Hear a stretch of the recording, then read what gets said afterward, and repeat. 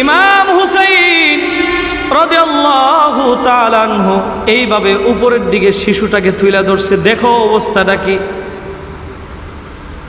ইবনে জিয়াদ তখন বলতেছে, পানি পান করতে চাইতেছ? ঠিক আছে, পানি পান করে দিছি। এই কথা বইলা কি নির্মম, একটু চিন্তা করে দেখেন। ছোট্ট দুধের সন্তানকে উদ্দেশ্য করে একটা তীর মারছে, তীরটা বুকের ভিতরে লাইগা ওই পাশ দিয়ে বের হয়ে গেছে। বের হওয়ার পর ইমাম হুসাইন শরীরটা এভাবে কাঁপতেছে, চোখের পানিগুলো ছেড়ে দিয়ে বলতেছে, আসমানের দিকে এইভাবে উঠাই দিয়ে বলতেছে, মালিক তাকায় দেখো, আমার ছোট্ট সন্তান পানি পান করাইতে আসছিলাম, জীবনের মতো তাকে শহীদ করে দিল। এই কথা বলা আল্লাহর কাছে বিচার দিয়ে শিবিরে যায় বলতেছে, পুরা জামাটা রক্তে লাল হয়ে গেছে, দাড়িটা রক্তে লাল হয়ে গেছে। তীরটা নিয়ে শিবিরে ঢুকছে, ঢুকার পরে বলতেছে, ও আমার স্ত্রী, তোমার সন্তানকে পানি পান করাইতে বলেছিলা, আমি এমন পানি পান করাইছি, জান্নাতের এমন পানি পান করাইছি, আর কোনোদিন তোমার সন্তানের পিপাসা লাগবে না, তোমার সন্তানের আর কোনোদিন পানি চাবে না, কষ্ট নিও না, তোমার সন্তান আজকে তোমার বুক খালি করছে, হাসরের কঠিন ময়দানে তোমার সন্তান সেদিন তোমার বুক খালি করবে না, তোমার সাথেই থাকবে। সুবহানাল্লাহ। এই কথা বলার পর স্ত্রী সন্তান সকলকে বলতেছে, কথা বলে বলতেছে, ঠিক আছে, তোমাদেরকে আমি বিদায় দিলাম, তোমাদেরকে আমি ক্ষমা করে দিলাম, তোমরাও আমাকে ক্ষমা করে দাও। যুদ্ধের ময়দানের জন্য চলে গেলাম, জানি আমি যুদ্ধের ময়দানে আমরা শহীদ হয়ে যাব। শহীদ হওয়ার পর তোমাদের সাথে আমাদের সাথে যেই ব্যবহার করেছে, তোমাদের সাথেও এরকম খারাপ আচরণ করবে, খারাপ ব্যবহার করবে, মনে কষ্ট নিও না, শুধু মালিকের কাছে বিচারে দিবা, কিন্তু মনে রাখবা মৃত্যু হতে দেরি হবে, জান্নাতে যাইতে এবং নবীজির সাথে দিদার হইতে দেরি হবে না। সুবহানাল্লাহ। গুড়ার পা কাইটা দেওয়া হয়েছে, গুড়ার থেকে জমিনে পড়ে গেছে ক্লান্ত শরীরে, আর কত। পড়ে যাওয়ার পর ইমাম হুসাইন তাকে দেখে চারু সাইড দিয়ে জালিমগুলো ঘেরাও করে ফেলছে। ঘেরাও করার পর এক ডোরা কাটা কুকুর ইমাম হুসাইনের বুকের উপরে উঠা বসছে। নাউজুবিল্লাহ। বুকের উপরে উঠা বৈশা সীমার এবার বুকের উপরে পা দিয়ে উঠা গলার ভিতরে তরবারি লাগাইছে, জবাই করবে। ইমাম হুসাইন ডেকে বলতেছে, ও সীমা, তোমার কথাই তো আমার নানা বলেছিল, ও ইমাম হুসাইন, তোমার রক্তের ভিতরে দেখেছি কালো ডোরা কাটা কুকুর মুখ লাগাইছে। ও জালিম, তোমার কথা আমার নানা বলেছিল, কিন্তু এতদিন দেখি নাই, আজকে দেখলাম তুমি আমার বুকের উপর উঠা গলার মধ্যে ছুরি চালাও। এই কথা বলার পর কালিমা পড়লেন ইমাম হুসাইন, এদিক দিয়ে তার গলাটা আলাদা করে ফেললেন, শিরটাকে মাথাটাকে আলাদা করে ফেললেন। করার পর এই জালিমরা এইটুকু যদি ক্ষান্ত হতো, এরপরও মনটারে বুঝ দিতে পারতাম। জালিমরা গলার ভিতরে বল্লম বাজায়ে এইভাবে উপরের দিকে মাথাটাকে উঠাইলেন, দেহটা নিচে ফালাইয়া দিছে। ফালানোর পর ইবনে জিয়াদ ঘোষণা দিতেছে, জালিম, এই তোমরা সকলেই মিলে এই লাশটাকে তোমরা ঘোড়া দিয়ে পারাও। ঘোড়া সওয়ার হয়ে সকলেই আনন্দ করে আর দেহের উপর দিয়ে পাড়ায় পাড়ায় প্রায় 1 ঘন্টার উপরে পাড়াইছে। দীর্ঘক্ষণ যাবত যখন পাড়াইছে, গোড়ার খুরের আঘাতে আঘাতে গুস্ত, হাড্ডি এবং গুস্ত আলাদা হয়ে গেছে। শুধু আলাদা হয় না, জমিনের প্রত্যেকটা জায়গায় ইমাম হুসাইনের গুস্তগুলো লেগে লেগে গেছে। এই জালিমগুলো এতটা অত্যাচার করছে, অত্যাচার করার পর ইবনে জিয়াদ মসজিদের মিম্বরে মাগরিবের আগ মুহূর্তে বসছে। বৈশা ইমাম হুসাইনের মাথাটা নিচে রাখছে। নিচে রাখা ইবনে জিয়াদ এইভাবে পা লাগাইতেছে, মাথার মধ্যে পা লাগাইতেছে। আল্লাহর নবীর সাহাবী, বৃদ্ধ একজন সাহাবী, উঠতে পারে না, কথা বলতে পারে না। এই দৃশ্য দেখার পর আর সহ্য করতে পারে না।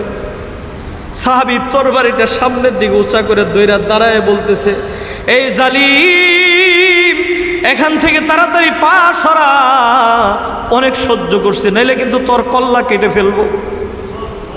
কেননা এই মুখ মুবারকের ভিতরে আল্লাহর নবী, আমি জীবনে দেখছি গলার মধ্যে কত চুমা দিয়েছে নবীজি, আর তুই কত বড় জালিম, ওই মাথার উপরে তুই পা লাগাইতেছিস।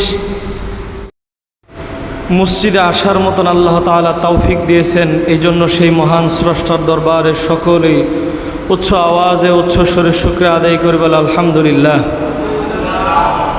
সম্মানিত উপস্থিতি, আপনারা সকলে অবগত আছেন, এই 10ই মুহররম এটি একটি গুরুত্বপূর্ণ এবং বরকতিপূর্ণ দিন। যেই দিনে আল্লাহ তাআলা বড় বড় সমস্ত ঘটনা ঘটাইছেন।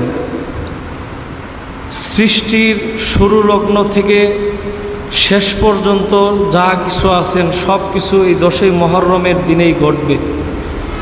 আল্লাহ তাআলা এই দিনে আল্লাহ তাআলার আরশকে বানিয়েছেন। এরপরে পৃথিবীকে যেদিন সৃষ্টি করেছেন, হযরত আদম আলাইহিস সালাতু ওয়াস সালামকে যেদিন আল্লাহ তাআলা সৃষ্টি করেছেন, এরপরে হযরত আদম আলাইহিস সালাতু ওয়াস সালাম একটি ভুল করলেন। এরপরে জান্নাত থেকে আল্লাহ তাআলা দুনিয়াতে পাঠাইলেন। 350 বছর ক্রন্দন করলেন। ক্রন্দন করার পর যেই দিন আল্লাহ দোয়া কবুল করেছিলেন, সেই দিনটাও ছিলেন 10ই মুহররম। সুবহানাল্লাহ। দোয়া করেছিলেন, আয় আল্লাহ, আপনি আপনার নবী হজরতে মুহাম্মদ মুস্তাফা সাল্লাল্লাহু আলাইহি ওয়াসাল্লামের ওসিলা করে আমাকে মাফ করে দেন। এই দোয়া আল্লাহ তাআলার কাছে করেছিলেন। আল্লাহ তাআলা সাথে সাথে মাফ করে দিয়েছেন। যে দিনটাই মাফ করছেন ওইটাও 10ই মুহররম ছিল। সুবহানাল্লাহ। আজকের দিনটা ছিল। এরকম করে বড় বড় যত ঘটনা আছে, হজরত নূহ আলাইহিস সালাতু ওয়াস সালাম, ওনাকে আল্লাহ তাআলা এই প্লাবন থেকে ওনার পুরা জাতিকে যেদিন বাঁচিয়েছিলেন, সেটাও 10ই মুহররম ছিলেন। হজরতে মূসা আলাইহিস সালাতু ওয়াস সালাম, ওনার পুরা জাতিকে যেদিন ফেরাউনের অত্যাচার থেকে আল্লাহ বাঁচিয়েছিলেন, ফেরাউনকে ধ্বংস করে দিয়েছিলেন, ওই দিনটাও 10ই মুহররম ছিল। সুবহানাল্লাহ। এরকম করে হজরত ঈসা আলাইহিস সালাতু ওয়াস সালাম, যেদিন হজরত ঈসা আলাইহিস সালাতু ওয়াস সালাম যেদিন এই পৃথিবীর থেকে আসমানে উঠে গিয়েছিলেন, ওই দিনটাও 10ই মুহররম ছিল। সুবহানাল্লাহ। এরপর আবার যেদিন এই দুনিয়ার আল্লাহ তাআলা এই দুনিয়াকে শেষ করে দিবেন, ওই দিনটাও 10ই মুহররম হবে। সুবহানাল্লাহ। হাদিসের মধ্যে আসছে এই 10ই মুহররমের এত গুরুত্ব, এই দিনে আল্লাহর নবী হজরত উমর রাদিয়াল্লাহু তাআলা আনহুকে ডেকে বলতেছে, ও উমর, এই দিনের 10ই মুহররমের গুরুত্ব জানো? এই দিনে কোনো পাপী বান্দা যদি আল্লাহর কাছে তওবা করে, আল্লাহ তার পিছনের সমস্ত গুনাহ মাফ করে দেন, তার তওবা কবুল করেন, তার দোয়া কবুল করেন আল্লাহ তাআলা। সুবহানাল্লাহ। এবং এই দিনে যদি কোনো বান্দা রোজা রাখে, আমরা অনেকেই রোজা রাখছি, কোনো বান্দা যদি রোজা রাখে, 1 বছরের পিছনের জিন্দেগির গুনাহ আল্লাহ মাফ করে দিবে। শুধু তাই নয়, এবং সামনের 1 বছর সে যেন গুনাহ না করে আমল বেশি করতে পারে, এটার আল্লাহ তৌফিক দিয়ে দিবেন। সুবহানাল্লাহ। তো সম্মানিত উপস্থিতি, এই দিনে আমরা মসজিদে একটি দিনী মাহফিলে বসছি। তো এটা আল্লাহ তাআলা আমাদেরকে তৌফিক দিয়েছেন, এই জন্য বসতে পারছি। সকলে বলে আলহামদুলিল্লাহ। এখানে হয়তো মানুষ কম, কিন্তু মানুষ কম হলে কি হবে, আল্লাহ তাআলার কাছে এই মজলিসটার দাম অনেক বেশি। বুখারী শরীফের একটি হাদিস বলে আমার আলোচনায় চলে যাচ্ছি।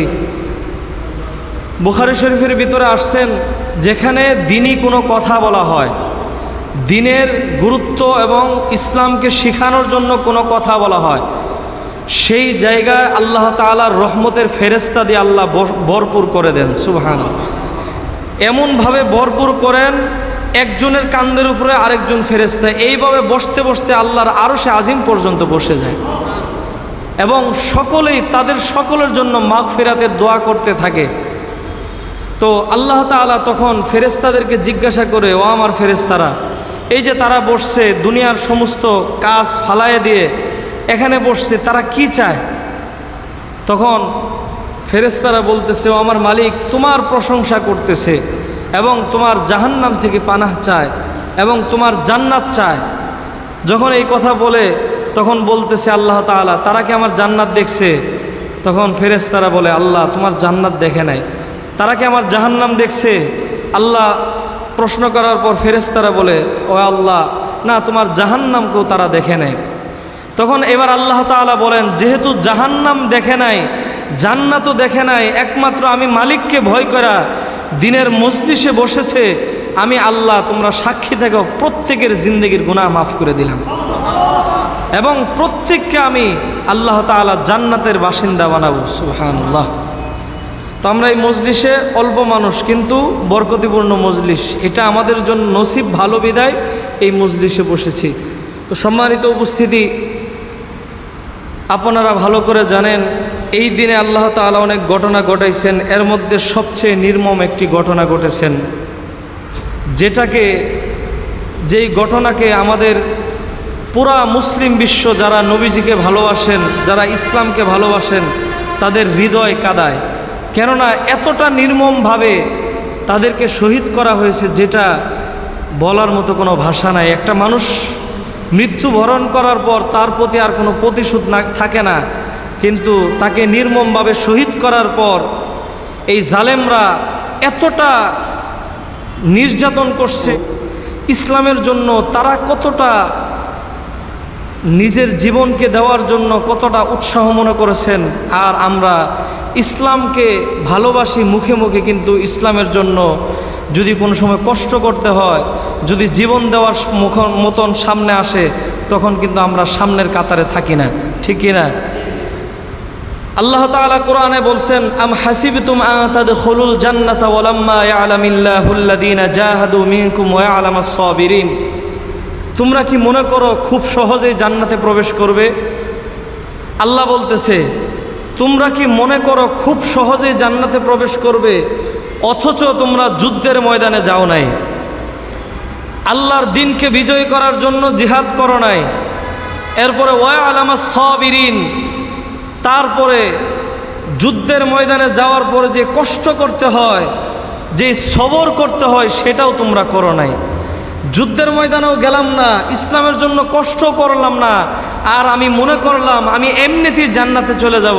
না, আমি বুকার স্বর্গে বাস করতেছি। আসলে জান্নাত এত সোজা জিনিস না। যেটা যুদ্ধের ময়দানে গেলে দুইটা জিনিসই, এই আয়াত দ্বারা দুইটা জিনিস প্রমাণ, দুইটাই পাওয়া যায়। এক নাম্বার, যুদ্ধের ময়দানে গেলে আল্লাহ তাআলার দ্বীন বিজয় করার জন্য কষ্ট করতে হয়, নিজের জীবনকে বিলীন করতে হয়, রক্ত ঝরাইতে হয়, ঘাম ঝরাইতে হয়, নিজের সন্তানকে এতিম করতে হয় এবং নিজের পরিবার পরিজন সকলকে এতিম করে এরপরে কবরের দেশে পাড়ি জমাতে হয়। কিন্তু এই পাড়ি জমানো, এই শহীদ হওয়া, এর চেয়ে সহজ মৃত্যু এবং এর চেয়ে সহজে জান্নাতে যাওয়ার আর কোনো রাস্তা নাই। সুবহানাল্লাহ। তো সম্মানিত উপস্থিতি, তাহলে ইমাম হুসাইন রাদিয়াল্লাহু তাআলা যিনাকে আল্লাহর নবী অনেক ভালোবেসেছেন, কলিজার টুকরা, আল্লাহর নবীর কলিজার টুকরা নাতি ছিলেন ইমাম হাসান, ইমাম হুসাইন রাদিয়াল্লাহু তাআলা। আল্লাহর নবী হাদিসের ভিতরে বলছেন, আল হাসান ওয়াল হুসাইন সাইয়্যিদা শাবাবি আহলিল জান্নাহ। হযরত ইমাম হাসান এবং ইমাম হুসাইন রাদিয়াল্লাহু তাআলা আনহু সমস্ত পুরুষদের জান্নাতের সর্দার হবেন। সুবহানাল্লাহ। আমরা যে জান্নাতে থাকবো, আমাদের একটা লিডার আছে না? দুনিয়াতে সব কাজেই কিন্তু একজন নেতা থাকে, তো এরকম জান্নাতে একজন নেতা থাকবেন, যেই নেতা হবেন ইমাম হুসাইন এবং ইমাম হাসান রাদিয়াল্লাহু তাআলা আনহু। সুবহানাল্লাহ। যারা দুজনেই যুদ্ধের ময়দানে ইসলামকে বিজয়ী করার জন্য শহীদ হয়েছে। একজনকে চক্রান্ত করে বিষ খাওয়ায় মারা হয়েছে, আরেকজনকে নির্মমভাবে শহীদ করা হয়েছে। আবার হযরত আলী রাদিয়াল্লাহু তাআলা দেখেন, তাদের পরিবারের প্রত্যেক সদস্য শহীদ। হযরত আলী রাদিয়াল্লাহু তাআলা উনিও শহীদ হয়েছেন। সুবহানাল্লাহ। তার দুই সন্তান, ওনারা দুইজনও শহীদ হয়েছেন। সুবহানাল্লাহ। কেন? ইসলামকে বিজয়ী করার জন্য। দুই ভাই ইসলামকে বিজয় করার জন্য শহীদ হয়েছে। ওনার বাবাও একই পথে পথিক। এবং হাদিসের মধ্যে আসছে, শহীদি তামান্না প্রত্যেকটা নবী, প্রত্যেকটা রাসূল, প্রত্যেকটা সাহাবায়ে কেরাম, প্রত্যেকটা ওলি, প্রত্যেকটা গাউস কুতুব, প্রত্যেকের ভিতরে শহীদি তামান্না ছিল। সুবহানাল্লাহ। হযরত খালিদ বিন ওয়ালিদ রাদিয়াল্লাহু তাআলা আনহু মৃত্যুর সময় যখন আসলো, উনি এমন কোনো যুদ্ধে যায় নাই যেই যুদ্ধে আল্লাহ তাআলা ওনাকে বিজয়ী করেন নাই। সুবহানাল্লাহ। নাম খালিদ বিন ওয়ালিদ এবং খালিদ সাইফুল্লাহ। ইসলামের তরবারি যাকে বলা হতো, ইসলামের পক্ষের তরবারি। উনি যেই যুদ্ধেই যাইতেন আল্লাহ তাআলা ওই যুদ্ধে ওনাকে বিজয়ী করতেন। সুবহানাল্লাহ। ওনার যখন মৃত্যুর সময় আসলো, তো খুব আফসোস করতেছিলেন আর কান্নাকাটি করতেছিলেন। ও আমার মালিক আল্লাহ, আজকে আমার মৃত্যুর সময় ঘনায় আসছে, সাকরাত শুরু হয়ে গেছে, অথচ আমার প্রত্যেকটা যুদ্ধে যাওয়ার আগে আমার তামান্না ছিল, আল্লাহ আজকে যদি আমি শহীদ হতে পারতাম, আজকে যদি আমার কপালে শহীদের মৃত্যুটা লেখা থাকতো। এবং কিরকম ইসলামের তরবারি ছিল একটু চিন্তা করে দেখেন। ঘটনাটা শুনলে বুঝবেন। উনি রোম পারস্য সাম্রাজ্যের সাথে যখন যুদ্ধের ময়দানে গেছে, তো নারায়ে তাকবীর আল্লাহু আকবার বলে এইভাবে যখন তরবারি উঁচু করছে, উঁচু করার পর যেদিক দিয়ে গেছে ওদিক দিয়ে কচু কাটা করছে, শুধু কচু কাটা করছে কাফেরদেরকে। সুবহানাল্লাহ। তো কাফেররা ওনার ভয়ে চারো সাইড থেকে পালায়ে যাইতো, কেউ থাকতে পারতো না। তো রোম পারস্যের যে আমির, সে বলতেছিল, এই তোমরা এই খালিদ বিন ওয়ালিদ, খালিদ সাইফুল্লাহ, তারে দেখলে তো ভয় পাও কেন?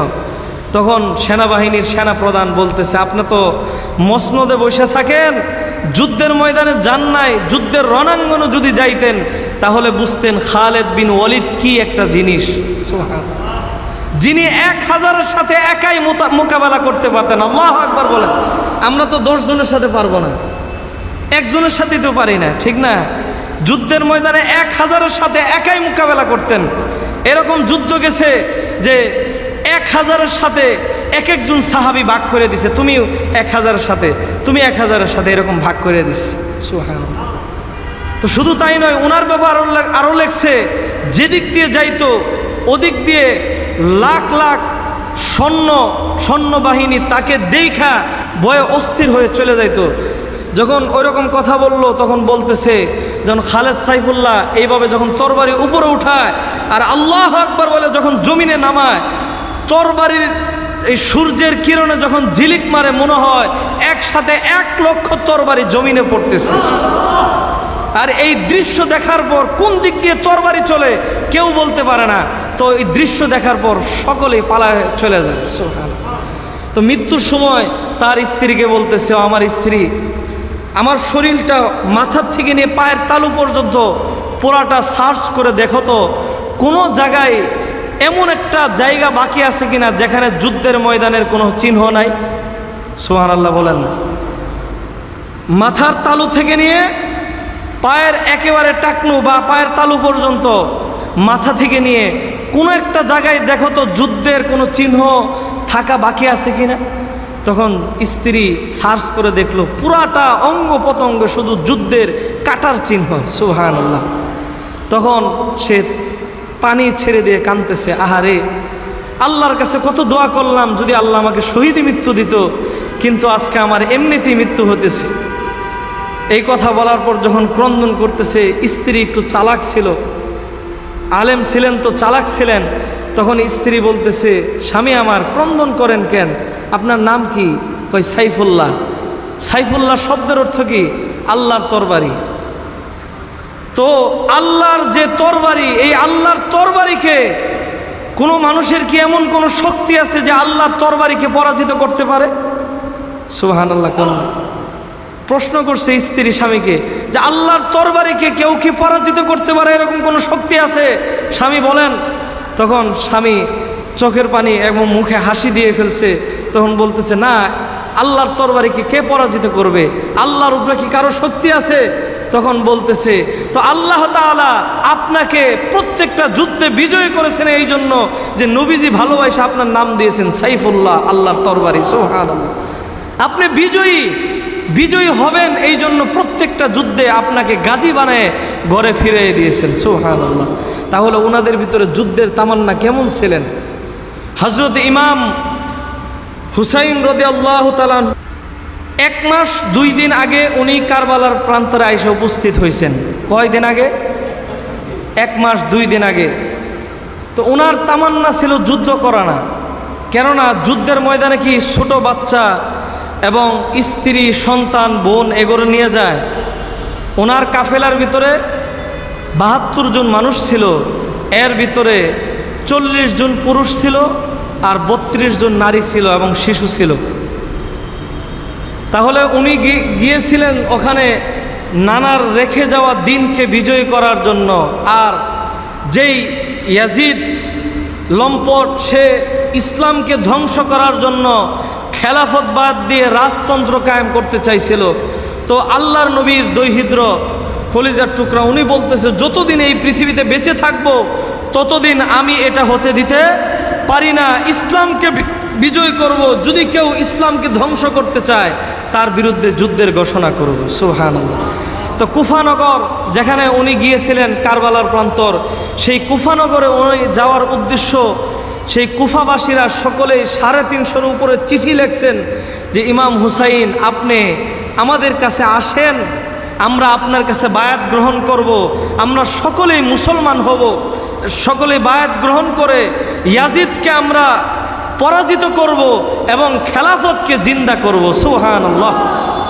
যখন এই কথা বলছেন, তো ইমাম হুসাইন 350 চিঠি চিন্তা করলেন যে আমি যুদ্ধের ময়দানে যাইতেছি না, আমার পরিবার পরিজন নিয়ে একটু সফরেও বের হলাম, পাশাপাশি তাদেরকে বায়াত দিয়ে সকলকে সংগঠন করে, সকলকে সমষ্টি করে, একসাথে করে আমরা খেলাফতকে প্রতিষ্ঠিত করব। সুবহানাল্লাহ। এই উদ্দেশ্যে উনি বের হয়ে চলে আসলেন, লম্বা সফর করে, অনেক লম্বা ইতিহাস সফর করে যখন উনি কুফানগরে আসলেন, আসার পরে এদিক দিয়ে ইয়াজিদ, এই জালেম, ওখানের কুফানগরের যে গভর্নর ছিলেন ইবনে জিয়াদ, হুরে জিয়াদ, যেটা ছিল একজন জারস সন্তান, এই ইবনে জিয়াদ আসার সাথে সাথে ওনাকে প্রায় 4000 লোক দিয়ে, 4000 সেনাবাহিনী দিয়ে ওনাকে চারো সাইডে ঘেরাও করে ফেলছে। ওনার শিবিরে কয়জন লোক ছিল? 72 জন। আর ঘেরাও করছে কত? 4000 সেনাবাহিনী দিয়ে। 4000 সেনাবাহিনী দিয়ে ঘেরাও করছে মহিলাদেরকে এবং সামান্য কিছু মানুষকে। ওনার তো যুদ্ধের কোনো ইচ্ছা ছিল না। তো ঘেরাও করার পর 1 দিন 2 দিন 3 দিন এইভাবে অতিক্রম হতে হতে একেবারে যখন 8ই মুহররম আসলো, তো উনি বলতেছিল যে তোমরা যে আমাকে ঘেরাও করলা, আমাকে কি তোমরা চেনো না? আমি প্রিয় নবী হযরত মুহাম্মদ মুস্তাফা সাল্লাল্লাহু আলাইহি ওয়াসাল্লামের একমাত্র কলিজার টুকরা ইমাম হাসান রাদিয়াল্লাহু তাআলা, যিনাকে তোমরা ছোটবেলায় দেখেছো, আমার ছোটবেলায় তোমরা দেখেছো এখানে অনেক সাহাবাই কেরাম আছো। সাহাবাই কেরামরা ওই সময় দুর্বল ছিলেন, কিছু সাহাবী ছিলেন একেবারে বয়স্ক। হযরত জায়েদ রাদিয়াল্লাহু তাআলা একেবারে বয়স্ক ছিলেন, 80 বছরের উপরে, খুবই দুর্বল ছিলেন। তখন ইয়াজিদের স্বৈরাচারী শাসন ছিল, যার কারণে কথা বলতে পারতেন না। এরকম কিছু শাসনামল যায় না, অনেক জুলুম করে মানুষের উপর, কিন্তু মানুষ সত্য কথা প্রকাশ করতে পারে না, করলে জেলখানায়, করলে গুম, করলে হত্যা, সে কোথায় জানে চলে যায়, ঠিক না? তো এরকম স্বৈরাচারী শাসন ইয়াজিদের জামানা, সাহাবী দেখতেছিল, চোখের পানি ফেলাইতেছিল, কিন্তু কথা বলতে পারতেছিল না। ওনাদের কাফেলায় 1 মাস 2 দিনে মাত্র অল্প কিছু খাবার ছিল। সফরে আর কি খাবার থাকে, অনেক লম্বা সফর করে আসছে, সব খাবার পানি সব কিছু শেষ হয়ে গেছে। তো এরকম শেষ হওয়ার পর আর সফরে কি মানুষ কোনোদিন ভাত তরকারি নিয়ে যায়? সামান্য শুকনা কিছু খাবার নিয়ে যায়। তো শুকনা খাবার শেষ হয়ে গেছে, ভারী কোনো খাবার খাইতে পারে না 1 মাস 2 দিন। কয়দিন? 1 মাস 2 দিন যদি আমরা ভাত না খাই বাঁচবো? তো 8ই মুহররম বলতেছিল, লম্বা ভাষণ দিলেন, ভাষণ দিয়ে বললেন যে উনি চিন্তা করতেছিল যে এদের হৃদয়টা একটু গলে কিনা, একটু চিন্তা করে ভাষণ দিয়ে তাদের পাপ থেকে সরাই দেয়। কেননা তারা আমাকে চিনতে পারতেছে না, তারা যদি আমার গায়ে হাত তোলে তারা তো চিরস্থায়ী জাহান্নামী হয়ে যাবে, আমি তো জান্নাতি হয়েই যাব। সুবহানাল্লাহ। তো তাদেরকে বাঁচানোর উদ্দেশ্যে ভাষণ দিলেন, দিয়ে বলতেছে তোমরা দেখেছো আমাকে, বা যারা সাহাবী আছে তাদের জিজ্ঞাসা করো, আমার নবীর কলিজার টুকরা ছিলাম আমি নবীজির কলিজার টুকরা নাতিন। এমন কোনো আমার শরীরের এমন কোনো জায়গা নাই নবীজির ঠোঁট মুবারক দিয়ে যেখানে আমাকে চুমা দেয় নাই। ওই শরীরে তোমরা আমাকে আঘাত করতে চাও? তোমরাও তো দাবি করো তোমরা মুসলমান। ইমাম হুসাইনের শিবিরে নামাজ হতো এবং সেই স্বৈরাচারী শাসকদের শিবিরেও তারা আজান দিয়ে নামাজ পড়তো, কিন্তু 2 আজানে 2 নামাজের ভিতরে পার্থক্য ছিল, ঠিক কিনা? এখনো বর্তমান সমাজে বিভিন্ন জায়গায় আজান হয়, নামাজ হয়, কিন্তু 2 আজানে 2 নামাজের ভিতরে পার্থক্য আছে, ঠিক কিনা? কিছু মানুষ ইসলামকে বিজয়ী করার জন্য, নবীজির ভালোবাসার জন্য জীবন দেয়। তাদের আজানের উদ্দেশ্য ইসলামকে বিজয় করা, নবীজির ভালোবাসার জন্য কলিজা কাইটা দিব, কলিজা পুরায় দিব এবং শরীরকে আমি শেষ করে দিব, ইসলামকে বিজয়ী করব। আবার কিছু মানুষ এরকম আছে যে তারা ইসলামকে পুঁজি করে দুনিয়া লুইটা পুইটা খায়, ঠিক কিনা? তো এরকম তারা ওই শিবিরের ভিতরে আজান হতো, তারাও ওখানে নামাজ পড়তো। ইমাম হুসাইন তার শিবিরও আজান হতো, তিনারা নামাজ পড়তেন। ইমাম হুসাইন রাদিয়াল্লাহু তাআলা আনহু 3টা প্রস্তাব রাখছিল যে দেখো আমাকে মারলে তোমরা জাহান্নামী হয়ে যাবা, তোমরা মুসলমান, আমি চাই তোমরা জান্নাতি হও। তো 3টা অপশন তোমাদেরকে দিলাম। 1 নাম্বার, আমাকে স্বৈর শাসক ইয়াজিদের সাথে আমার দেখা করায় দাও, তাকে বলো আমার কাছে আসতে। আর 2য় নাম্বার, যদি এটা না হয় তাহলে আমাকে এখান থেকে যেতে দাও, তোমাদের কুফানগর আমি থাকতে চাই না, আমি মদিনায় চলে যাব। সুবহানাল্লাহ। যদি এটাও না হয়, 3য় নাম্বার, আমাকে এখান থেকে যাওয়ার রাস্তা খুলে দাও, আমি অন্য কোনো দেশে চলে যাব, তারপরও চাই না তোমরা জাহান্নামী হও, আমার শরীরে আঘাত করো। 3টা অপশন দিছে। 1 নাম্বার, স্বৈরশাসক ইয়াজিদের সাথে আমার দেখা করায় দাও, তার সাথে আমি কথা বলবো। তার বাবা একজন নবীজির আশেক ছিলেন এবং আমিরে মুআবিয়া রাদিয়াল্লাহু তাআলা আনহু নবীজির একজন আশেক ছিলেন, কাতেবে ওহী ছিলেন। সুবহানাল্লাহ। তো তার সাথে কথা বললে হয়তো সে বুঝবে। সে অপশন দেয় নাই। 2য় অপশন, মদিনায় চলে যেতে দাও, তোমাদের রাজ্য নিয়ে তোমরা থাকো, আমি মদিনায় চলে যাব, মদিনার থেকে আমার শাসন ব্যবস্থা আমি কায়েম করব। তো এটাও বললেন, এটাও দিলেন না। বললেন ঠিক আছে মদিনায়ও যাব না, অন্য কোনো রাস্তা দেখায় দাও, অন্য কোথাও চলে যাব, তাও চাই না তোমরা জাহান্নামী হও। যখন এই কথা বললেন, কয় 3টার কোনোটাই সুযোগ দেওয়া হবে না। হ্যাঁ, সুযোগ দেওয়া হবে, আগে ইয়াজিদের নামে বায়াত গ্রহণ করেন। তখন ইমাম হুসাইন বলতেছে, চোখ লাল হয়ে গেছে এবং মানে খুবই রাগান্বিত হয়ে চেহারা লাল হয়ে গেছে, বলতেছে কি বলতেছ? মদখুর, জিনাখুর, স্বৈরা শাসক, আমি নবীজির কলিজা টুকরা, যার শরীরে নবীজির রক্ত মুবারক চলাচল করতেছে, আমি সেই রক্ত নিয়ে ইয়াজিদের হাতে বায়াত গ্রহণ করব? এটা কখনো সম্ভব না। ঠিক আছে, যদি তোমরা এটাই বলো তাহলে যুদ্ধের ময়দানে কালকে তোমাদের সাথে আমার দেখা হবে। সুবহানাল্লাহ।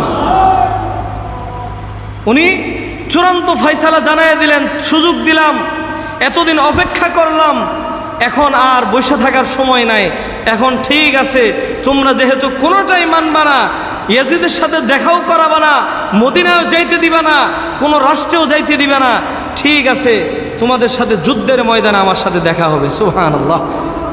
তখন এই কথা বলার পর রাত্রিবেলা আল্লাহর নবীর জন্য চোখের পানি ফেলায় নবীজিকে সালাম দিতেছিলেন, আসসালাতু ওয়াসসালামু আলাইকা ইয়া রাসূলুল্লাহ। আমার সাথে পড়েন, আসসালাতু ওয়াসসালামু আলাইকা ইয়া রাসূলুল্লাহ,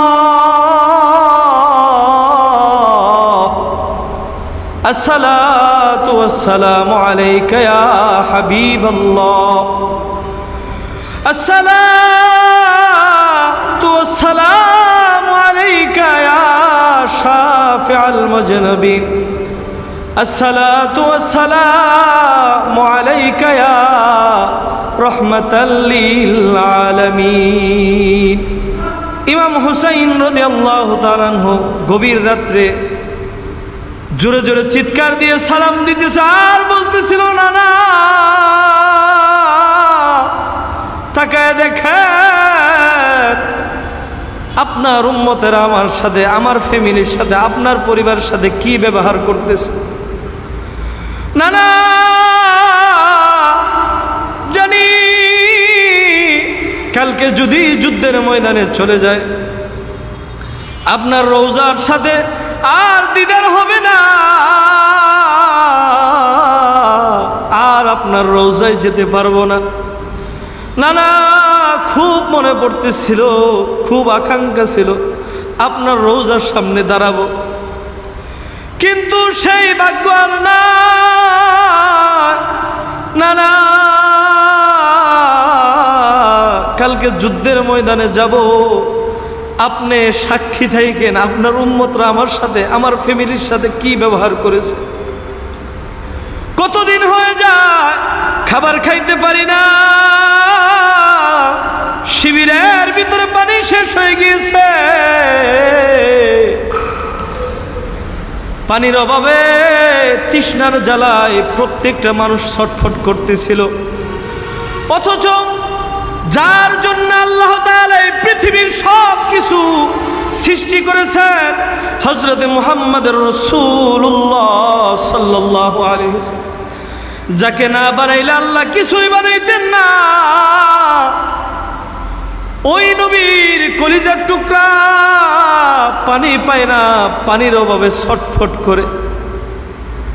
না না আপনি এই কথাগুলো ভালো করে মনে রেখেন, আপনার উম্মত আমার সাথে, আমার ফ্যামিলির সাথে কি ব্যবহার করছে। এই কথা বলার পর যখন ওখান থেকে তার ফ্যামিলির সাথে আসলেন দেখা করার জন্য, ফ্যামিলির সকলকে ডাকলেন, সকলকে ডেকে বললেন লাইট ছিল, ওই লাইটটাকে বন্ধ করে দিয়েছে। ইমাম হুসাইন লাইট বন্ধ করে দিয়ে বলতেছে, ও আমার ফ্যামিলির লোক, ও আমার সাথী, তোমরা শোনো, ইয়াজিদের সাথে আমার খেলাফত নিয়ে দ্বন্দ্ব, তোমাদের সাথে তার কোনো দ্বন্দ্ব নাই। এক কাজ করো, এই যে শিবিরের লাইট বন্ধ করে দিয়েছি, তোমরা সকলেই, আমি চাই না আমার জন্য তোমরা নিজের জীবনকে নষ্ট করো, তোমরা আমার জন্য শহীদ হও, এটা আমি চাই না, তোমরা সকলে চলে যাও। এই কথা বলার পর তার সাথীবর্গ সকলে জড়ায় ধরে চিৎকার পারে কান্নাকাটি করে বলে, ইমাম হুসাইন এই কথা বলিয়েন না। আজকে যদি আমরা এখান থেকে চলে যাই, হাসরের ওই কঠিন ময়দানে আল্লাহর নবী রাহমাতাল লিল আলামিন যেদিন নবীর সাথে দেখা হবে, ওই জন্য যে নবী বলে, তোমরা আমার নাতির সাথী ছিলা, নাতিকে একা ফালায় রাইখা চলে আসছিলা, কেন চলে আসছিলা? এই কথা যদি নবীজি বলে, নবীর সাথে আমরা চেহারা কিভাবে দেখাবো? আমরা জীবন দিতে পারি, ইসলামের জন্য আপনি জীবন দিবেন, আমরাও ইসলামের জন্য, নবীর ভালোবাসার জন্য আমরাও জীবন দিব। সুবহানাল্লাহ। এই কথা বলার পর লাইটটা জ্বালাইছে, জ্বালানোর পর এবার তার সন্তান, স্ত্রী সকলের উদ্দেশ্যে ভাষণ দিয়ে বলল, আমরা তো কালকে যুদ্ধের ময়দানে যাব, যুদ্ধ করতে করতে এক সময় হয়তো শহীদ হয়ে যাব। ও আমার পরিবার পরিজন, সকলে মনে রাখবা, এই যে 1 মাস 2 দিন কষ্ট করতেছি, আমাদের শিবিরে কত রকমের কষ্ট হয়েছে, কত নির্যাতন করেছে, কত জুলুম করেছে। এখান থেকে যখন বের হবা, এই কথাগুলো দুনিয়ার কোনো রাজা বাদশার কাছে বইল না, দুনিয়ার কোনো রাজা বাদশার কাছে বিচার দিও না। যদি কোনোদিন মদিনায় নবীর রওজার সামনে যাওয়ার মতো তৌফিক হয়, আমার নানার রওজার সামনে দাঁড়ায় দাঁড়ায় আমাদের 1 মাস 2 দিনের প্রত্যেকটা কথা তোমরা বইলো সুবহানাল্লাহ। নানার কাছে যায় তোমরা বিচার দিও তার উম্মত আমাদের সাথে কি ব্যবহার করেছে। এই কথা বলার পর ইমাম হুসাইনের স্ত্রী সন্তানগুলো পাগলের মতো, গলা কাটা মুরগির মতো ছটফট করে কান্নাকাটি করতেছে। আর একটু চিন্তা করে দেখেন, আপনার ফ্যামিলি নিয়ে যদি কোথাও এরকম বিপদে পড়েন, কেউ যদি পাশে না থাকে, তখন আপনার অবস্থা, আপনার ফ্যামিলির অবস্থা কি? এত কিছু হওয়ার পর ইমাম হুসাইন যদি বলতেন ঠিক আছে আমি ইয়াজিদকে মানলাম, তাহলেই কিন্তু সসম্মানে বের হয়ে আসতে পারে। কিন্তু ইমাম হুসাইন বলতেছে জীবন বিলীন করব, জীবন কুরবান করব, কিন্তু নানার রেখে যাওয়া ইসলামকে সামান্য আঘাত দিতে দিব না। সুবহানাল্লাহ। এই জন্যই তো আল্লাহ কোরআনে বলছেন, আম হাসিবতুম আন তাদখুলুল জান্নাতা ওয়ালাম্মা ইয়ালামিল্লাহুল্লাযীনা জাহাদু মিনকুম ওয়া ইয়ালামাস সাবিরিন। ও দুনিয়াবাসী, তোমরা কি মনে করো এত সহজেই জান্নাতে চলে যাবা, অথচ যুদ্ধের ময়দানে যাও নাই? আমরা কি যুদ্ধের ময়দানে গেছি? যুদ্ধের তামান্না আছে? কথা কয় না, আছে? যুদ্ধের তামান্না যদি কারো অন্তরে না থাকে, এই অবস্থায় মারা যায়, সে কাফের হয়ে মারা যাবে। কি হয়ে মারা যাবে? যুদ্ধ করা কি ইসলামের জন্য ফরজ। এই জন্য সকলের অন্তরে যুদ্ধের তামান্না থাকতে হবে ইনশাআল্লাহ। নবীজি যাকে না বানাইলে আল্লাহ কিছুই বানাইতেন না, ওই নবী হযরত মুহাম্মদ মুস্তাফা সাল্লাল্লাহু আলাইহি ওয়াসাল্লাম, তিনি জিবরাইলকে বলতেছিল, ও জিবরাইল, আমার মনে চায় যে সুম্মা উহিয়া সুম্মা উক্তাল, সুম্মা উহিয়া সুম্মা উক্তাল, আল্লাহর রাস্তায় যায় নিজের জীবনকে বিলিয়ে দেয়, যুদ্ধ করতে করতে শহীদ হই, আবার আল্লাহ আমার হায়াত দেয়, আবার শহীদ হয়ে আবার হায়াত দেয়, এরকম আমার মনে চায়। সুবহানাল্লাহ। নবীজি যদি এই কথা বলতে পারে, তাহলে নবীজির উম্মত আমরা, আমাদের এই যুদ্ধ করার প্রয়োজন আছে কিনা? যুদ্ধের তামান্না সবসময় রাখবো। দেখবেন মাঝে মধ্যে কিছু ইসলামকে ধ্বংস করার জন্য এবং কিছু এরকম দেখা যায় নবীজির চরিত্রের উপর কালেমা রোপণ করার জন্য কিছু মুনাফিক, কিছু ইসলাম বিদ্বেষী, এরা মাঝে মধ্যেই বিভিন্ন কথা বলে, আছে কিনা? তো এরকম যারা ইসলামকে আঘাত দিতে চায়, যখন সময় আসে তখন রাজপথে যদি যেতে হয়, সর্বপ্রথম আমরা থাকবো তো ইনশাআল্লাহ নবীজির জন্য, নবীজির ইজ্জত রক্ষা করার জন্য, ইসলামকে বিজয়ী করার জন্য আমাদের নিজের জীবনকে বিলিয়ে দিতে পারবো তো ইনশাআল্লাহ। ইমাম হুসাইন দিয়ে গিয়েছে, ওনাদের উত্তরসূরি আমরা, ওনাদেরকে আমরা ভালোবাসি, ওনাদেরকে আমরা মহব্বত করি কলিজার চেয়েও বেশি। তাহলে ওনারা যদি জীবন দিয়ে যায় ইসলামের জন্য, আমরাও ইসলামের, ওনাদের সৈনিক হয়ে ইসলামের জন্য জীবন দিতে রাজি আছি তো ইনশাআল্লাহ। তো যেই কথা বলতেছিলাম, ওয়ালাম্মা ইয়ালামিল্লাহুল্লাযীনা জাহাদু মিনকুম ওয়া ইয়ালামাস সাবিরিন, যুদ্ধের ময়দানও গিয়েছে এবং যুদ্ধের ময়দানে গিয়ে ধৈর্য ধারণ করেছে, সবরও করেছে। সুবহানাল্লাহ। কিরকম সবর করেছে? 1 মাস 2 দিন কোনো খাবার পায় নাই, এরপরও মাথা নত করেন নাই। 1 মাস 2 দিন পানি পায় নাই, এরপরও মাথা নত করে নাই। সন্তান চোখের সামনে পানির জন্য মারা যাইতেছে, এরপরও মাথা নত করে নাই। সুবহানাল্লাহ। আর আমরা, আমাদেরকে যদি বলা হয় 1 লাখ 2 লাখ টাকা দেওয়া হবে, ইসলামের বিরুদ্ধে 2-1টা কথা ছাইড়ে দিয়েন, পারবো না? অবশ্যই আমরা বলে ফেলবো। কিন্তু তাদের উত্তরসূরি আমরা, তাদের মতো ঈমান আমাদের ভিতরে নিয়ে আসতে হবে, নাকি বলেন ইনশাআল্লাহ? ওই রকম জজবা এবং ঈমান যদি থাকে তাহলে উনাদের সাথে আমরা জান্নাতে বসবাস করব। সুবহানাল্লাহ। ইমাম হুসাইনের স্ত্রী শহরবানু ডেকে বলতেছে, ও আমার স্বামী, যুদ্ধের ময়দানে তো চলেই যাবেন, এই যে আপনার দুধের শিশু, তাকায় দেখেন আলী আসগর, 1 মাস 2 দিন হয়ে যায় আমাদের শিবিরে পানি শেষ হয়ে গেছে, খাবার শেষ হয়ে গেছে, খাবার না খাইতে না খাইতে আমাদের স্তনের দুধ শুকিয়ে গেছে। এই সন্তানকে 1 চামচ পানি কি পান করায় দিয়ে যুদ্ধের ময়দানে যাবেন? কি বলতেছে? হাউমাউ করে কাঁদতেছে আর বলতেছে, 1 চামচ পানি একটু পান করায় দেওয়ার পরে যুদ্ধের ময়দানে যান, না হলে সন্তানটা এমনিতেই মারা যাবে।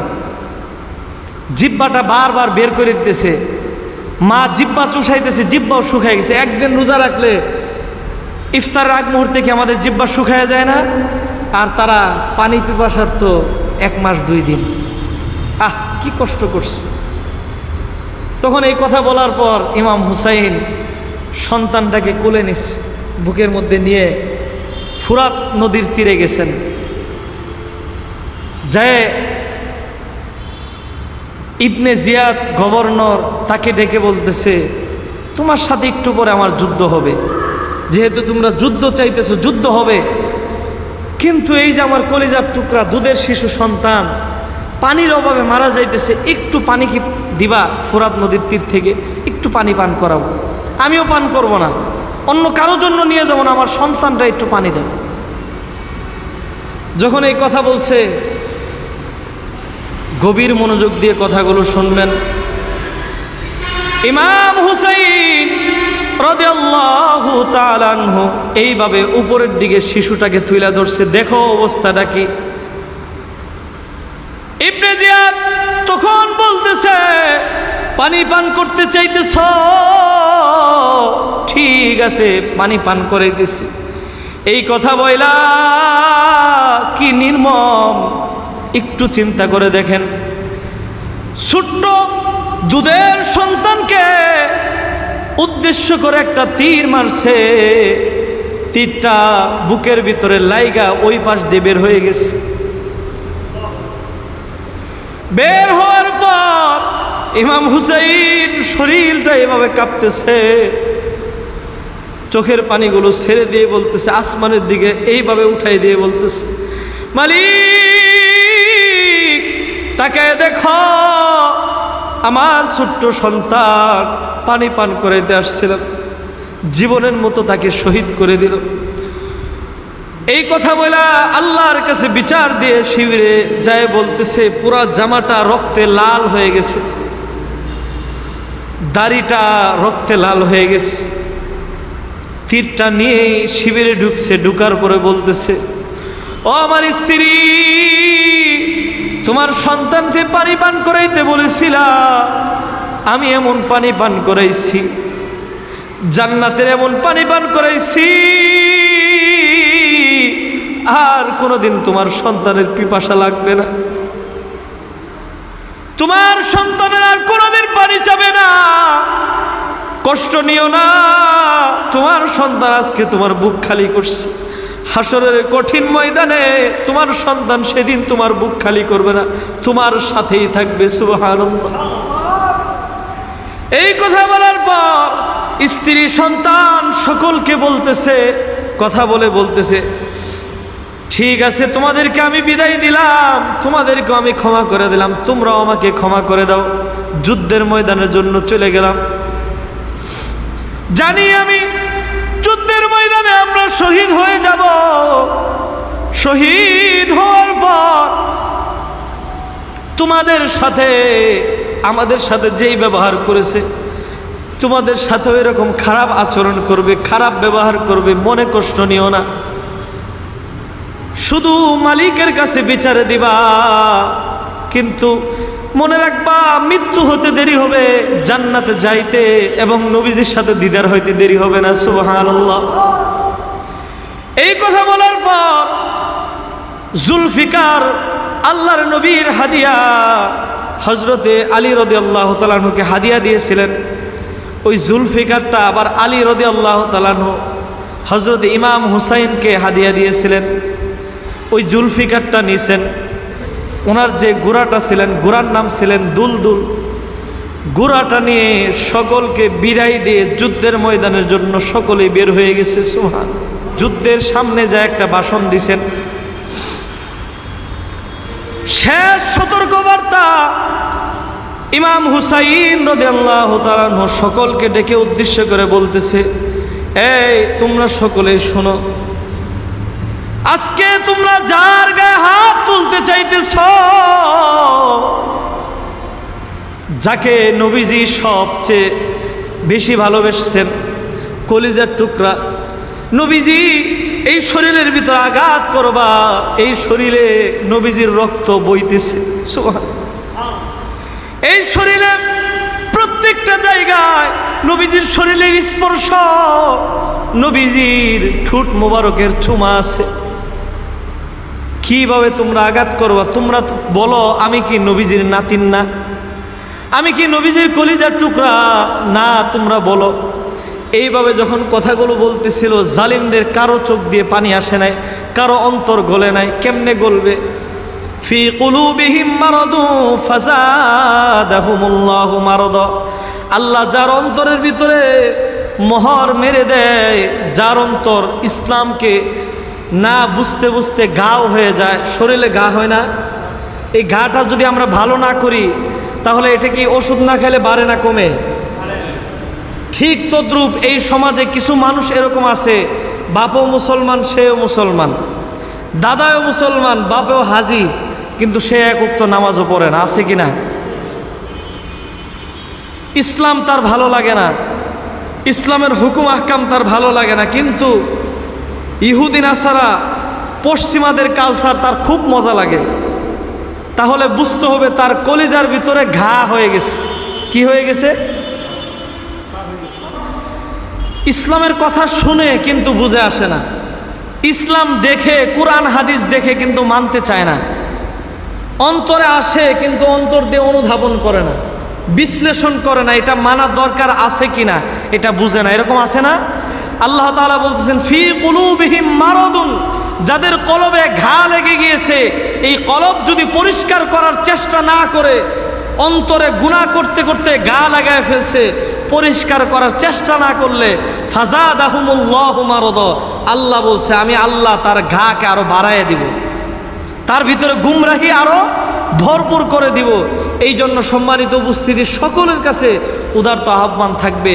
এখানে যারা আমার সামনে বসছেন, আমি দেখি যে আলহামদুলিল্লাহ সকলেই 5 ওয়াক্ত নামাজ পড়ে, তো সকলের কাছে উদারত আহ্বান থাকবে, 5 ওয়াক্ত নামাজ পড়ি। এবং আমরা বেশিরভাগই যুবক মানুষ, বৃদ্ধ মানুষ নাই ধরতে গেলে, 2-1 আছে, যে এখন যেহেতু হায়াত আছে, বেশি বেশি আবাদত বন্দেগি করি এবং কলবের ময়লাটা সরায় তওবা করে আল্লাহর খালেস বান্দা হয় ইনশাআল্লাহ। যদি খালেস বান্দা হতে পারি, দুনিয়াতেও শান্তি, পরকালেও শান্তি। আচ্ছা আপনারা বলেন তো দেখি, যারা ফজরের নামাজ পড়েন, 5 ওয়াক্ত নামাজ পড়েন, 5 ওয়াক্ত নামাজ পড়ার পরে মনে কি শান্তি থাকে না অশান্তি থাকে? কোনো রকমের চিন্তা থাকে না, ঠিক কিনা? আর যদি ফজরের নামাজ না পড়া হয়, তো ওই সময় ওই দিনটা আর ভালো যায় না, ঠিক কিনা? কোনো এক ওয়াক্ত নামাজ না পড়লে মনের ভিতরে কীরকম অশান্তি কাজ করে, ঠিক কিনা? কেন কাজ করে? আপনার কলবেই বলে নামাজ পড়ো নাই, তোমার আল্লাহর সাথে তোমার ভালো সম্পর্ক হয় নাই, তোমার দিন ভালো কেমনে যাবে? মালিকরে তুমি সেজদা দেও নাই, কলব বলতে থাকে। এবং এরকম কথাও, যাদের কলব আরও পরিষ্কার, এখন যদি তুমি মারা যাও, তাহলে নামাজ ছাড়া মারা গেলে জাহান্নামী, ঠিক কিনা?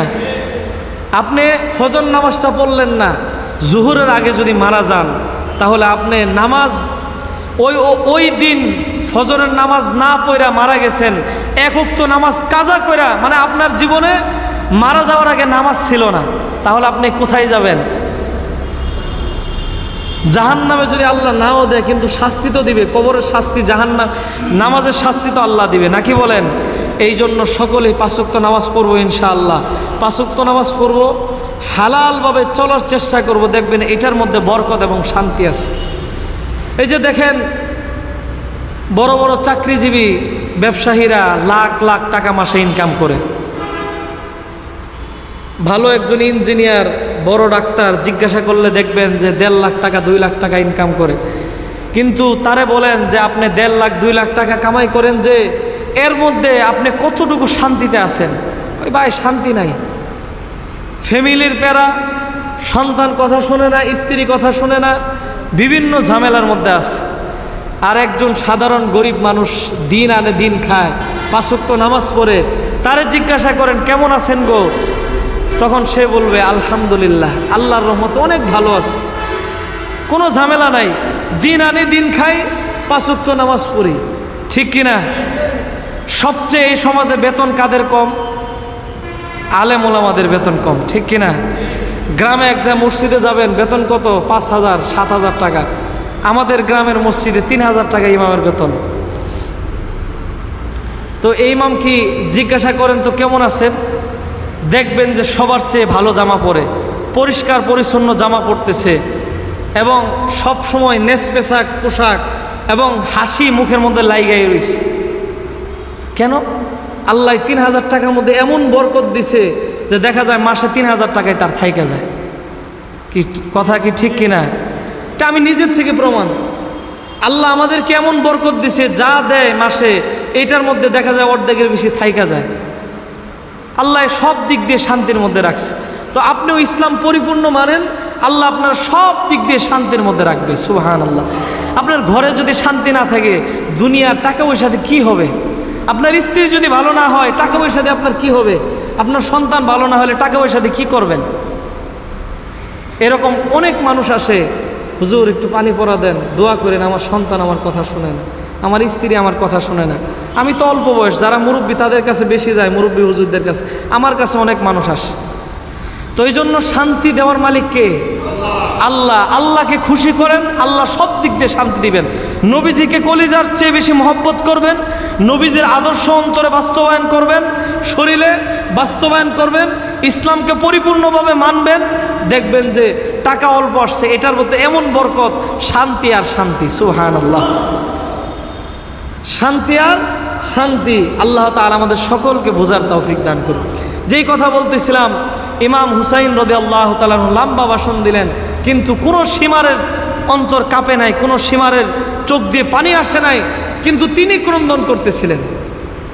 তখন সব কথা বলার পর তারা জুহুরের পর, জুহুরের আজান তাদেরও ওখানে হলো, এখানেও হলো, এখানেও নামাজ হলো, ওখানেও নামাজ হয়েছে। তো যুদ্ধের ময়দানে উনি চলে গেলেন, নারায়ে তাকবীর আল্লাহু আকবারের ধ্বনি দিয়ে যুদ্ধের ময়দানে গেছেন। যুদ্ধ করতে করতে অনেক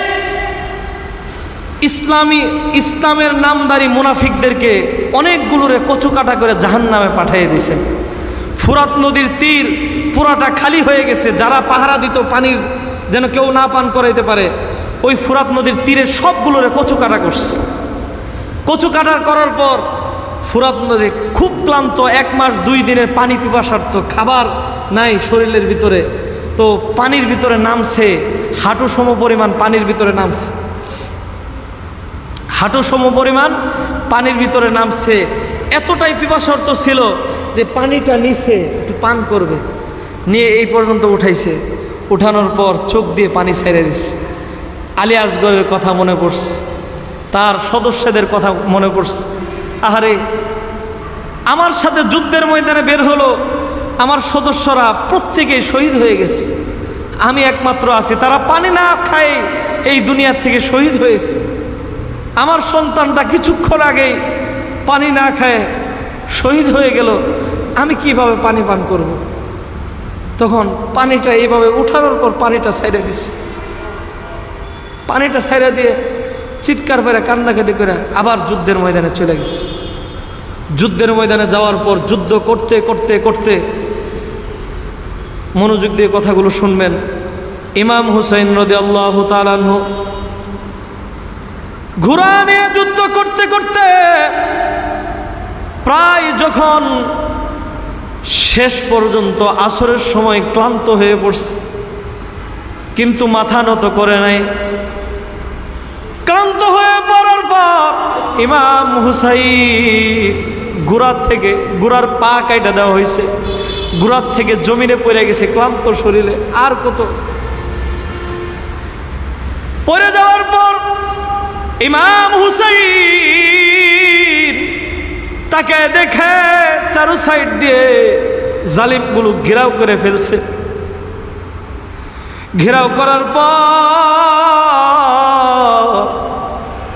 এক ডোরা কাটা কুকুর ইমাম হুসাইনের বুকের উপরে উঠা বসছে। নাউজুবিল্লাহ। বুকের উপরে উঠা বৈশা সীমার এবার বুকের উপরে পা দিয়ে উঠা গলার ভিতরে তরবারি লাগাইছে, জবাই করবে। ইমাম হুসাইন ডেকে বলতেছে, ও সীমা, তোমার কথাই তো আমার নানা বলেছিল। ও ইমাম হুসাইন, তোমার রক্তের ভিতরে দেখেছি কালো ডোরা কাটা কুকুর মুখ লাগাইছে। ও জালিম, তোমার কথা আমার নানা বলেছিল, কিন্তু এতদিন দেখি নাই, আজকে দেখলাম তুমি আমার বুকের উপর উঠা গলার মধ্যে ছুরি চালাও। এই কথা বলার পর কালিমা পড়লেন ইমাম হুসাইন। এদিক দিয়ে তার গলাটা আলাদা করে ফেললেন, শিরটাকে মাথাটাকে আলাদা করে ফেললেন। করার পর এই জালিমরা এইটুকু যদি ক্ষান্ত হতো, এরপর মনটারে বুঝ দিতে পারতাম। জালিমরা গলার ভিতরে বল্লম বাজায়ে এইভাবে উপরের দিকে মাথাটাকে উঠাইলেন, দেহটা নিচে ফালাইয়া দিছে। ফালানোর পর ইবনে জিয়াদ ঘোষণা দিতেছে, জালিম, এই তোমরা সকলেই মিলে এই লাশটাকে তোমরা ঘোড়া দিয়ে পারাও। ঘোড়া সওয়ার হয়ে সকলেই আনন্দ করে আর দেহের উপর দিয়ে পাড়ায় পাড়ায় প্রায় 1 ঘন্টার উপরে পাড়াইছে। দীর্ঘক্ষণ যাবত যখন পাড়াইছে, ঘোড়ার খুরের আঘাতে আঘাতে গুস্ত, হাড্ডি এবং গুস্ত আলাদা হয়ে গেছে। শুধু আলাদা হয় না, জমিনের প্রত্যেকটা জায়গায় ইমাম হুসাইনের গুস্তগুলো লেগে লেগে গেছে। এই জালিমগুলো এতটা অত্যাচার করছে। অত্যাচার করার পর ইবনে জিয়াদ মসজিদের মিম্বরে মাগরিবের আগ মুহূর্তে বসছে। বৈশা ইমাম হুসাইনের মাথাটা নিচে রাখছে। নিচে রাখা ইবনে জিয়াদ এইভাবে পা লাগাইতেছে, মাথার মধ্যে পা লাগাইতেছে। আল্লাহর নবীর সাহাবী, বৃদ্ধ একজন সাহাবী, উঠতে পারে না, কথা বলতে পারে না। এই দৃশ্য দেখার পর আর সহ্য করতে পারে না। সাহাবী তরবারিটা সামনের দিকে উঁচা করে দইরা দাঁড়ায় বলতেছে, এই জালিম, এখান থেকে তাড়াতাড়ি পা সরা, অনেক সহ্য করছে, নাইলে কিন্তু তোর কল্লা কেটে ফেলবো। কেননা এই মুখ মুবারকের ভিতরে আল্লাহর নবী আমি জীবনে দেখছি গলার মধ্যে কত চুমা দিয়েছে নবীজি, আর তুই কত বড় জালিম, ওই মাথার উপরে তুই পা লাগাইতেছিস। এইভাবে চিৎকার দিয়ে উঠছে। এই জালিমগুলো এরকম অত্যাচার করতেছিল। আব্বাস রাদিয়াল্লাহু তাআলা আনহু মসজিদের সাথে ডেলান দিয়ে ঘুমায়ে পড়ছিলেন। ঘুমানোর পর স্বপ্নে যুগে দেখে মদিনার মরুদুলাল, দু জাহানের সরকার, সরকার কায়নাত হযরত মুহাম্মদ মুস্তাফা সাল্লাল্লাহু আলাইহি ওয়াসাল্লাম মদিনায় দৌড়ায় আসছেন। ওনার চুল মুবারকের ভিতরে কিরকম ধুলাবালি লাগানো, চেহারাটা কিরকম উস্কুস চেহারা। এই দৃশ্য দেখার পর আল্লাহর নবীর সাহাবী নবীজিকে সালাম দিয়ে জিজ্ঞাসা করতেছেন, আল্লাহর নবী, আপনার এরকম চেহারা কেন, কি হয়েছে? তো আল্লাহর নবী বলতেছে, ও সাহাবী, তুমি মদিনার সকল মানুষকে জানায় দাও, আমার ইমাম হুসাইন এইমাত্র কারবালার ময়দানে শহীদ হয়েছে। আমি ইমাম হুসাইনের শহীদের চিত্রটা আমি কারবালা কারবালার ময়দানে ওখানে থাইকায় আমি চিত্রগুলো দেখেছি। আমি স্বয়ং নবীজি নিজে দাঁড়ায় থাইকা এই চিত্রগুলো আমি নিজে দেখেছি। আমার নাতিনের উপর কত জুলুম করা হয়েছে, কত কষ্ট তাদেরকে দিয়েছে। আল্লাহর নবী এই কথা বলতেছিলেন। এদিক দিয়ে আল্লাহর নবীর একজন স্ত্রী ডেকে বলতেছে, চিৎকার দিয়ে ঘর থেকে বের হয়ে মানুষকে ডেকে ডেকে বলতেছে, তোমরা সকলেই শোনো, আমার নাতি ইমাম হুসাইন কারবালার ময়দানে আজকে এইমাত্র শহীদ হয়েছে। কই কেমনে বুঝলেন? আল্লাহর নবী জীবিত অবস্থায় আমার কাছে কিছু কারবালার মাটি দিয়েছিলেন। আল্লাহর নবী বলছিলেন, তুমি হায়াতে থাকবা, যেদিন দেখবা এই মাটির ভিতর রক্ত বের হয়, বুঝবা আমার নাতি কারবালার ময়দানে শহীদ হয়েছে।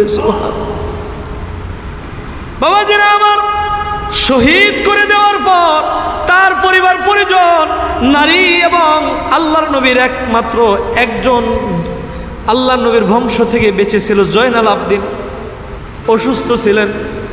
তো ওনাদেরকে বাজার দিয়ে যখন নিয়ে যাইতো, চুলের মুষ্টি ধরে মহিলাদেরকে হাত ধইরা টাইনা টাইনা শেষরায় শেষরায় বাজারে নিয়ে যাইতো। নাউজুবিল্লাহ। আল্লাহর নবীর নাতির একজন মেয়ে ছিল কুলসুম, তাদেরকে প্রতিদিনই ইমাম হুসাইনের মাথা মুবারকটা বল্লমের আগায় এইভাবে উপরে মসজিদের গেটের সামনে ঝুলায় রাখছিল।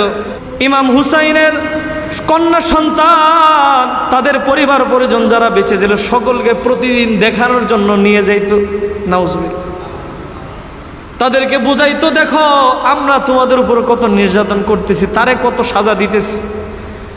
একটা মানুষ মারা যাওয়ার পর 9 দিনের মাথায় 9 দিন একটা মাথা দেহ থেকে আলাদা এটা ঝুলায় রাখছে। কোনোদিন আল্লাহর নবীর পরিবার পরিজন যারা ছিল কেউ কোনোদিন মাথার দিকে তাকায় দেখতো না, চোখ বন্ধ করে খালি ক্রন্দন করতো, কিভাবে মাথার দিকে তাকাবে, তাকানোর মতো সাহস পাইতো না। একটা মানুষ যদি মারা যায় 2-1 দিন যাওয়ার পরেই তো শরীর থেকে পচন ধরা শুরু করে, গন্ধ বের হওয়া শুরু হয়। কিন্তু ওই যে মাথা মুবারকটা রাখছিল, 9 দিন হয়ে যায়, মাথার থেকে একটু গন্ধ বের হয় নাই। সুবহানাল্লাহ। মাথার থেকে তখনও টপটপায়ে কেবল যেন রক্ত বের হইতেছে, কেবল যেন শহীদ হয়েছে। সুবহানাল্লাহ। মাথা মুবারকের দিকে ইমাম হুসাইনের সন্তান কুলসুম তাকায় দেখে কেবল যেন রক্ত টকবক করে পড়তেছে। সুবহানাল্লাহ। এই দৃশ্য দেখার পর স্বপ্নে যুগে ওখান থেকে চলে আসছে, চিৎকার দিতে দিতে চলে আসছে। ঘুমের ঘরে স্বপ্নে যুগে ডাক দিয়ে চিৎকার করে বলতেছে, না না, একটু তাকায় দেখেন কুফা নগরের অবস্থাটা। আপনার নাতির মাথাটা কতদিন হয়ে গেছে ঝুলায় রাখছে অপমানের নে, আপনি একটু তাকায় দেখেন।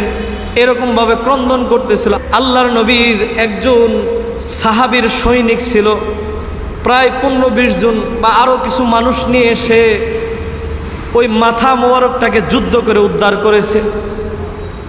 যুদ্ধ করে উদ্ধার করার পর তারা সকলেই মিলে একটা খাটিয়া তৈরি করে ওখানে মাথা মোবারকটা রাইখা জানাজা পড়ছে। কতদিন পরে? অনেক দিন পরে। কিন্তু ওই সময় তাদের বর্ণনা কিতাবের ভিতরে লেখে তখনও ফুটা ফুটা রক্ত পড়তেছিল। সুবহানাল্লাহ। আল্লাহ তাআলা কোরআনে বলছে, ওয়ালা তাকুলু লিমান ইউকতালু ফি সাবিলিল্লাহি আমওয়াত বাল আহইয়াউ ওয়ালাকিন লা তাশউরুন। আল্লাহ তাআলা বলছে, যারা আল্লাহর রাস্তায় শহীদ হয় এদেরকে তোমরা মৃত মনে করিও না, এরা জীবিত। সুবহানাল্লাহ। বাল আহইয়াউ ওয়ালাকিন লা তাশউরুন, এরা জীবিত। যদি কেউ এদেরকে মৃত্যু মনে করে তাহলে তারা কাফের হয়ে যাবে, আল্লাহর কোরআনকে অস্বীকার করবে। সুবহানাল্লাহ। তারা কি জীবিত? তো ওনার শরীর থেকে, ওনার গলা থেকে রক্ত পড়তেছিল। তখন ওনাকে জানাজা পড়ে দাফন করছে। দাফন করে রাইখা যখন চলে আসছে, আসার পর ওই রাত্রে আল্লাহর নবীজি স্বপ্নে যুগে আসছে, যে এটা উদ্ধার করে নিয়ে আসছে।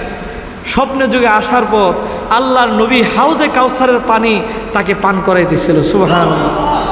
আর বলতেছিল তুমি যে এই কাজটা করছো এই জন্য আমার কলিজা তোমার প্রতি শান্ত হয়ে গেছে, আমি তোমাকে হাউজে কাউসারে পানি পান করাইলাম, হাসরের ময়দানে তোমাকে নিয়ে জান্নাতে যাবো। সুবহানাল্লাহ। তাহলে নবীজির পরিবারকে ভালোবাসার কারণে সে স্বপ্নে যুগে নবীজির হাউজে কাউসারের পানি দুনিয়া থেকে পান করছে, সুবহানাল্লাহ, জান্নাতের পানি পান করছে। এবং নবীজি ওয়াদা দিছে যে আমি তোমাকে জান্নাতে নিয়ে যাব, জান্নাতে তোমাকে না নিয়ে যাব না, সুবহানাল্লাহ। তাহলে ওই নবীজির পরিবারকে আমরা মহব্বত করব তো ইনশাআল্লাহ? করি তো নাকি বলেন?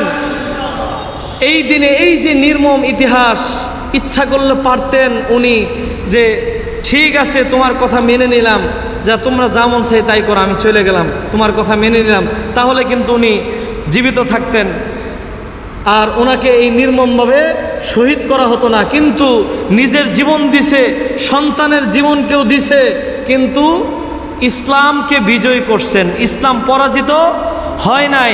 ওই দিন যদি কেউ ইতিহাস লিখতো তাহলে লিখতো ইসলাম পরাজিত হয়েছে, কিন্তু পরবর্তীতে ইতিহাস লেখে যে ইসলাম বিজয় হয়েছে কিন্তু স্বৈরাচারীরা পরাজিত হয়েছে, ঠিক কিনা? বর্তমান যদি 250 কোটি মুসলমান হয়, 250 কোটি মুসলমানের অন্তরে ইমাম হুসাইনের ভালোবাসা আছে কিনা? আছে। কিন্তু ওই ইয়াজিদ স্বৈরা শাসক, তার ভালোবাসা কার অন্তরে আছে? সকলেই অন্তর দিয়ে ঘৃণা করে এবং তার নামটা ঘৃণার সাথেই মানুষ নেয়, আর মহব্বতের সাথে ভালোবাসার সাথে ইমাম হুসাইনের পরিবারের নামগুলো নেয়, সুবহানাল্লাহ। তাহলে সম্মানিত উপস্থিতি, আমরাও যদি ওইরকম ইসলামের জন্য নিজের জীবনকে কোনো সময় প্রয়োজন হয় দিব তো ইনশাআল্লাহ। এটার থেকে আমরা শিক্ষা গ্রহণ করব তো ইনশাআল্লাহ। আমরা হলাম হুসাইনি মুসলমান, কথা বলেন ঠিক কিনা? আমরা হচ্ছি হুসাইনি মুসলমান, হুসাইনের কাফেলার মুসলমান। আমরা জীবন দিতে পারি ইসলামের জন্য, নবীজির ভালোবাসার জন্য। হুসাইন রাদিয়াল্লাহু তাআলা আনহু আমাদেরকে শিখায়ে গেছেন, যদি পরিবার বিপদে পড়ে তাও ইসলাম থেকে আমরা পিছপা হব না। আমার নিজের সন্তানকে যদি দিয়ে হুমকি দাও, এরপর আমরা ইসলাম থেকে পিছপা হব না। আমার নিজের জীবন দিয়ে যদি কেউ হুমকি দেয় যে তোমার জীবনকে কেড়ে নিব, এরপর ইসলাম থেকে পিছপা হব না। এটা আমাকে শিক্ষা কে দিয়ে গেছে? ইমাম হুসাইন রাদিয়াল্লাহু তাআলা আনহু এবং ওনার পরিবার পরিজন শিক্ষা দিয়ে গিয়েছে, সুবহানাল্লাহ।